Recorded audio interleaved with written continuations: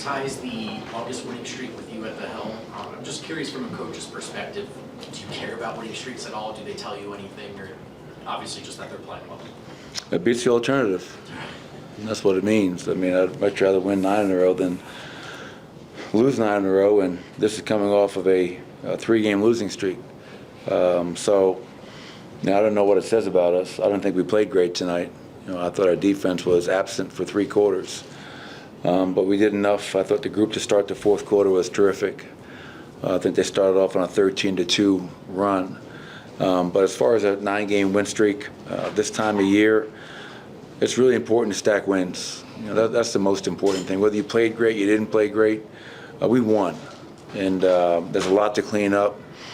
Defense through 3 quarters was nowhere close to being where it needs to be, but we were able to pull it out. And so now we know we have our schedule coming up is a bear, and we'll take it 1 game at a time. Michael, you often talk about how this team can get a stop when it knows it needs to. Was that 4th quarter a perfect example of that? I think it was more an example of Miles Bridges went out. I mean, that guy dominated us in the 3rd quarter. He did not feel us at all. He went out to the bench to start the 4th quarter. But that group, I think it was Russ, Jamal, Julian, and Zeke and DJ. That group was really good. And what I liked about it, not only did that group force misses, but we rebounded. I mean, that was great to see. And so I give that 5-man group a lot of credit because that was by far our best stretch of defense. And to hold that team to 19 points in the 4th quarter on 19% from the field is outstanding. Now the challenge is, can we do that much closer to 4 quarters than we did tonight? And we'll have to do that against the Lakers, who are coming in here in a few days. But hey, we'll take the win. It's the right way to start off the post-All-Star break push. What went into the decision to put Christian Brown in the starting lineup tonight? He's just been playing at such a high level. And it coincides with us playing at a high level.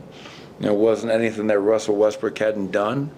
But when I talked to Russ about it, he was great. He was a pro. He said, "Coach, whatever you need from me." But I just felt, Katie, it was just that CB, not only had we won 8 in a row, but the level of play that CB was playing at was just outstanding. And like you saw tonight, I mean, we can close with different lineups. We can play so many different guys. But Julian had a really good stretch for us tonight. It was great to see him be aggressive, 16 points, 4-7 from 3. So, if CB's starting right now, Russell Westbrook's like a starter for us, and vice versa. So we'll see what happens as we move forward. But I'm just really fortunate to have a guy like Russ who's a pro. And same thing when I decided to take CB out of the lineup for 1 game. He was a pro about it as well. Nikola put up 14 threes tonight. It's the entire team, I think 28 threes in the first half was the most of any half you guys have had so far this year. Did anything go into that in the game plan? Was it just the way you guys were being guarded? Yeah, I think, with Nurk out there, he's down the floor so much in pick and rolls. That pick and pop is definitely available.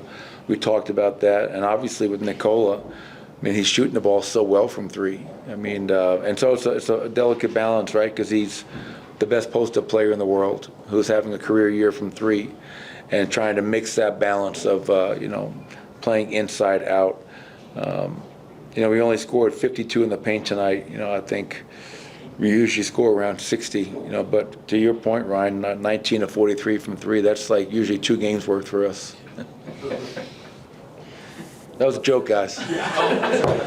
Come on, man, stay with me.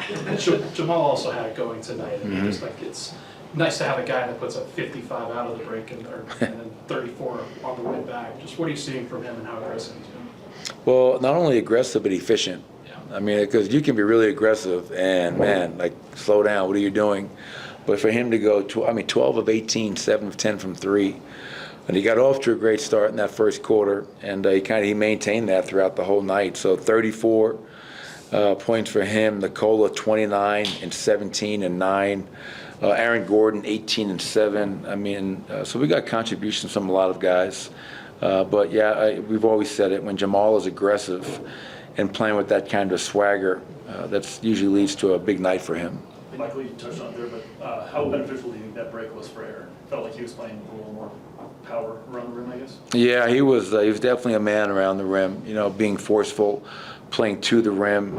I think the break was, obviously great for everybody. Obviously, Michael Porter, prior to getting hurt before the break, he was playing at an extremely high level, and he had some good looks tonight that just didn't go down, but he rebounded. That's what I was proud about. Like, don't allow not making shots to affect other aspects of your game. So you go 2-11 from the field, but you get us 11 boards, 5 offensive, 3 assists. So, yeah, it was a well-needed break. Now 26 games to go.